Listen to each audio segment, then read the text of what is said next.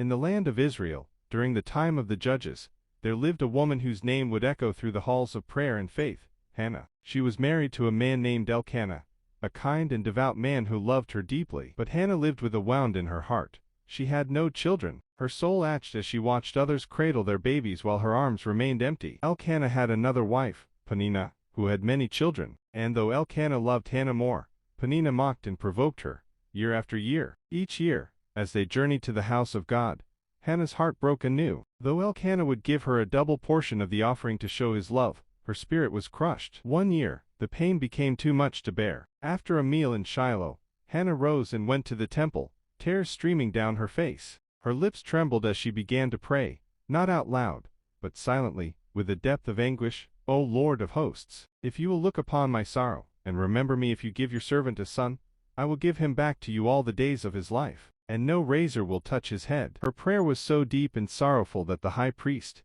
Eli, watched her and thought she was drunk. How long will you be drunk? Put away your wine, he said. But Hannah, her cheeks wet with tears, responded, I am not drunk, my Lord. I am a woman deeply troubled. I have been pouring out my soul before the Lord. I have spoken out of great anguish and grief. Eli, moved by her honesty, blessed her. Go in peace, and may the God of Israel grant you what you have asked of him. Hannah returned to her family, her face no longer downcast. For the first time in years, hope lit her heart, and the Lord remembered her. In time, Hannah conceived and gave birth to a son. She named him Samuel, saying, Because I asked the Lord for him. When Samuel was weaned, Hannah kept her promise. She brought her little boy to the temple and presented him to Eli. For this child I prayed, and the Lord has granted me what I asked. So now I give him to the Lord. For his whole life he will be given to the Lord, she said. And there, in the house of the Lord, Hannah sang a song, a prayer of praise and thanksgiving. Hannah's story reminds us that God sees every tear and hears every whispered prayer. Don't forget to like,